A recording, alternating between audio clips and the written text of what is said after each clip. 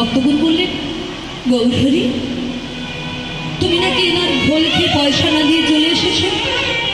দেখেছো তো ঠাকুর পয়সার জন্য এতদূর পর্যন্ত ছুটে এসেছে।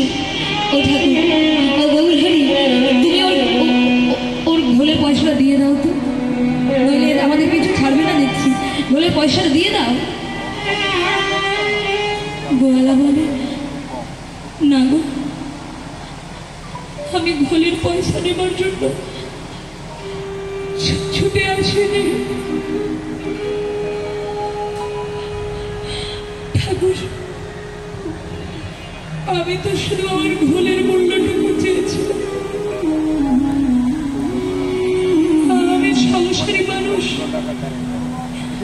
আমি অর্থ না উপার্জন করলে আমার সংসার চলবে না। আমি শুধু আমার ঘোলের মূল্যটুকু আপনার কাছে চেয়েছি, কিন্তু আপনি আমার ঘোলের বিনিময়ে আমার মৃত্তিকার ভাণ্ড স্বর্ণ মুদ্রা ভরিয়ে দিয়ে এসেছেন।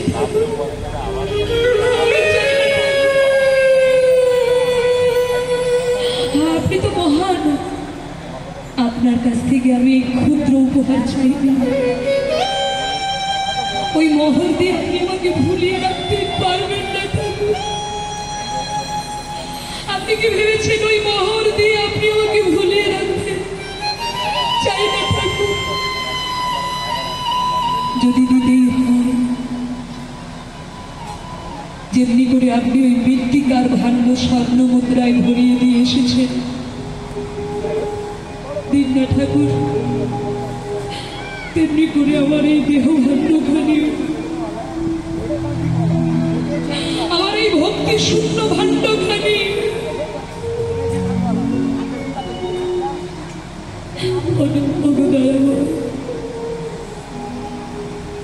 তুমি কৃষ্ণ ধনে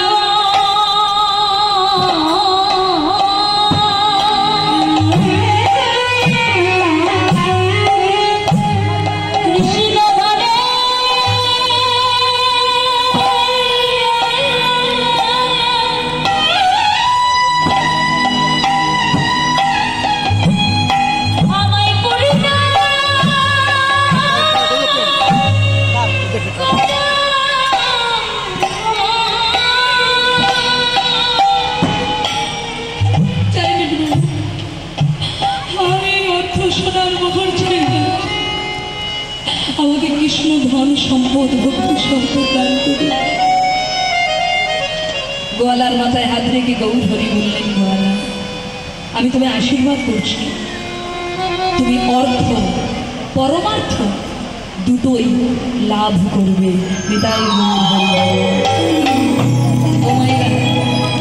অর্থ আমরা প্রত্যেকে উপার্জন করি, কিন্তু অর্থটা কাজে কজন লাগাতে পারি। ভগবান বলে, আমাকে যে এতটুকু দেয় আমি তাকে অনেক দিই, অনেক, এত দিই যে খেয়ে মেখে পড়ে দান করেও সে শেষ করতে পারে না।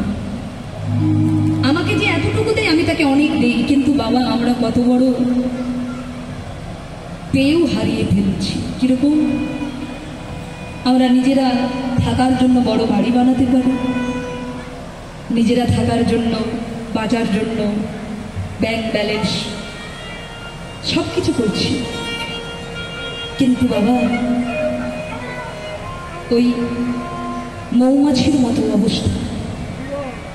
মৌমাছি কাঁটার সঙ্গে যুদ্ধ করে করে চাক বাঁধে, মধু সঞ্চয় করে, কিন্তু মৌমাছির ভাগ্যে কি মধু আস্বাদন হয় গো? হয় না। মধু আস্বাদন কারা করে? মধু হরণকারী ব্যক্তিগণ মৌমাছির সেই জমিয়ে রাখা চাককে আগুন দিয়ে পুড়িয়ে মধু বের করে বাজারে বিক্রি করে নিজেদের জীবন ধারণ করে। মৌমাছি লড়াই করলো, কাঁটার সঙ্গে যুদ্ধ করলো, বনে বনে ফুলে ফুলে উড়ে উড়ে একটু একটু একটু করে মধু সঞ্চয় করলো, কিন্তু আর সাধন করবার সুযোগ মৌমাছির হয় না। তদনুরূপ আপনারা আমরা দিনের পর দিন কাঁটার সঙ্গে যুদ্ধ করে, সংসারে লড়াই করে, পরিশ্রম করে, মাথার ঘাম পায়ে ফেলে রাত দিন পরিশ্রম করে একটু একটু একটু করে ব্যাংকে চাঁদ বাঁধছি, ব্যাংক ব্যালেন্স গাড়ি বাড়ি করছি। কাদের জন্য? নিজের জন্য করছো ঠিকই, কিন্তু নিজে ভোগ করতে পারবে না। কারা করবে? বলে এই মৌমাছির প্রাণ যেদিন চলে যাবে সেদিন ছেলে বৌমা নাতি নাতনি আপনার জমিয়ে রাখা চাককে সবাই মিলে ভাগাভাগি করতে বসে যাবে, আর সেদিন সবাই আপনার কথা ভুলে যাবে। তাই বলে ওই চাক জমানোর চেয়ে তোমাদের কষ্টের উপার্জিত সম্পদের 4 ভাগ 1 ভাগ অন্তত গোবিন্দ সেবায় লাগিয়ে দাও। তোমার প্রয়োজন মতো রেখে, যেটা তোমার প্রয়োজন নেই অভাব, সেটা তুমি দান করে দাও মন্দিরে ভক্ত সেবায়। ভক্ত সেবায় দান করো, মন্দিরে দান করো, গরিব দুঃখীকে দান করো, ভিক্ষুককে দান করো। দিলে কি হবে? তোমার ক্রমশ বাড়বে, কমবে না। আর ভগবানকে না দিয়ে যারা ভোগ করতে ব্যস্ত তারা কোনোদিন ভোগ করতে পারে না। এটাই আপনার টাকা থাকলে আপনি নরম বিছানায় ঘুমানোর সুযোগ পাবেন, আপনার টাকা থাকলে এসি রুমে থাকতে পারবেন, দামি গাড়ি চড়তে পারবেন, কিন্তু টাকা থাকলে আপনি শান্তি পাবেন না। শান্তি পেতে গেলে আপনাকে হৃদয় মন্দিরে মালিককে বসিয়ে রাখতে হবে। সেই মালিককে, যিনি আমাদের জগতে পাঠিয়েছেন, তিনি হলেন আমাদের মালিক, আর আমরা হলাম সবাই তার কর্মচারী। এটাই জীব নিত্য কৃষ্ণ দাস। আমরা তার দাস হবো বলে, দাসত্ব করবো বলে এসেছি, কিন্তু দাসত্ব করতে এসে তারই দেওয়া সম্পদ হাতে পেয়ে নিজেকে মালিক মনে করে অহংকার মঞ্চে বসে পড়ি আর তাকে ভুলে যাই। বলে নিজে বাজার করতে গেলে বাজারে গিয়ে কত দামি দামি খাবার কিনে আনি ব্যাগ ভর্তি করে, ছেলে বৌমা নাতি নাতনি সবার জন্য, কিন্তু মালিকের জন্য ভাবি? জানো মা, আমরা অনেকে মনে করি আমি কর্ম করি তো রোজগার করি, ভগবান কি আমায় দেয় নাকি? ভগবান দেয়? হ্যাঁ, বলে ভগবান দেয় না, আমি রোজগার করি তাই পাই। বলে রোজগার করো, তাই না? যেদিন তুমি মায়ের গর্ভে ছিলে সেদিন তো তুমি রোজগার করনি, সেদিন তোমার আহারটা কে জগিয়েছিল? যেদিন তুমি পৃথিবীতে আসনি, তুমি পৃথিবীতে এসে কি খেয়ে বড় হবে সেই চিন্তাটা কে করেছিল? মায়ের স্তনদুগ্ধে দুগ্ধ দান করেছে, যে দুগ্ধ খেয়ে একটা শিশু সুস্থ থাকতে পারে। তুমি পৃথিবীতে আসনি, সব চিন্তা তিনি করে রেখেছে। আচ্ছা, পাখিরা তো কোনো পাখিরা কি রোজগার করে? মাটির নিচে যে কৃমি কীটটা আছে সে কি রোজগার করে? না, তবু সে খেতে পাচ্ছে। আর বলে জীব দিয়েছেন যিনি আহার যোগাবেন তিনি, তুমি শুধু তার চিন্তা করো, তুমি তার চিন্তা করো, তোমার চিন্তা সে করে রেখেছে, কোনো কাজে তুমি পিছুতে পারবে না, তোমাকে অনেক অনেক উঁচুতে তুলতে পারে সে। আবার উঁচুতে তোলার পর উঁচুতে বসে যদি কারো অহংকার হয়, ওই উঁচু থেকে ছুঁড়ে তাকে মাটিয়ে ফেলতে তার একটা মুহূর্ত, একটা সেকেন্ড সময় লাগে না। জানো মা, তার জিনিস তাকে দেবো, তাতে আমাদের কত কষ্ট। এই দেহ কে দিয়েছে? দেহ দিয়েছে কে? কর্ম করার ক্ষমতা দিয়েছে কে? বুদ্ধি দিয়েছে কে? বল দিয়েছে কে? অনাদির আদি গোবিন্দ।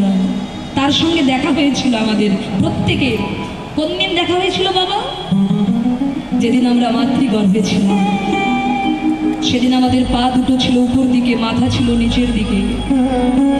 সেদিন আমরা আর্তনাদ করে তাকে ডেকেছিলাম, প্রভু এই যন্ত্রণা সহ্য করা যায় না, পার করো।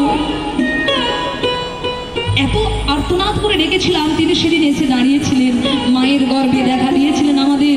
কিন্তু যেই না ভূমিষ্ঠ হলাম, মায়ায় পড়ে আমরা গোবিন্দকে ভুলে গেছি বাবা। মায়া বলে তার জিনিস তাকে দেবো, কত কষ্ট। কিরকম? বাবা বাজারে যাচ্ছে, ছোট্ট ছেলে বাবাকে ডাকছে, বাবা ও বাবা, বাবা আমার জন্য খাবার আনবে, খাবার, হ্যাঁ আমার জন্য খাবার আনবে। বাচ্চারা বায়না করে না মা,